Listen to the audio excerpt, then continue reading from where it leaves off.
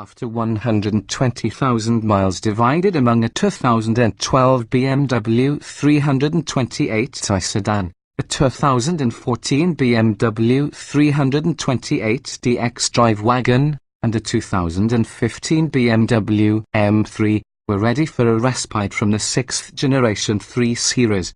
Each one of those recent long-timers left us cold, too disconnected, too expensive, or too flinty, but most of all, just short of totally satisfying. BMW's quest to adapt the 3 Series for mass-market appeal has watered down our decades-long love for the car that once combined control, practicality, and fun like no other. Instead of hunting for the ghosts of BMW past with yet another long-term 3 Series, we've redirected our focus toward a 2016 BMW 740i. We'll spend 40,000 miles determining if BMW's apparent new priorities, luxury and comfort before sport, have been perfected in the company's flagship. The 7 Series is less about driving and more about riding, and these days, that means a car packed with electronics. The 6th generation 7 Series takes the first baby steps toward automated highway driving with optional adaptive cruise control and brief stints of self-steering lane keeping. We assume that BMW designers also are fans of Minority Report, because the latest iteration of iDrive allows passengers to wave a hand or twirl a finger in front of the 10.2-inch touchscreen to accept an incoming call or to adjust the audio volume. Yes, the gesture controls are every bit as gimmicky and imperfect as they sound. Looking beyond the silicon and semiconductors, this new G11 chassis blends high-strength steel, cast and extruded aluminium, carbon fiber, and magnesium for a lighter unitized structure. Expensive, but not that expensive. We've been conditioned to think of the 7 Series as a 6-figure car, so we impressed ourselves when we ordered our long-timer with a $96,095 price tag. It helped to start with the least expensive 7 Series, an $82,295 rear-wheel drive, 6-cylinder 740i, because from there we positively splurged on indulgences. The $3,900 luxury seating package with cold weather brings heated, ventilated, and massaging power rear seats, a heated steering wheel, heated front and rear armrests, and a 7.0-inch Samsung tablet in the rear console that allows control of just about everything in the car except for the steering wheel and pedals.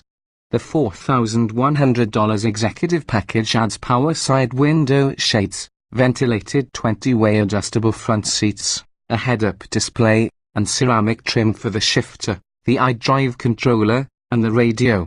We went for the $1,900 Driver Assistance Plus package, which includes front collision mitigation, lane departure warning, speed limit display, automatic parking, and blind spot detection, but is most notable for the included surround view camera system with a 3D view. BMW uses 4 cameras to stitch together an image that looks as if your personal cinematographer is filming the car from 10 feet away, and you can pinch the air and wiggle your wrist to rotate around the car for different angles. The jury is still out on whether this is more useful than the bird's eye or traditional vantages. These are also selectable views in the 7 Series, but this bit of tech feels less like a gimmick and more like something truly innovative.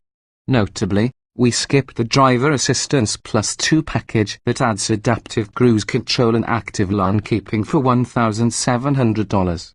We don't expect to miss either feature much.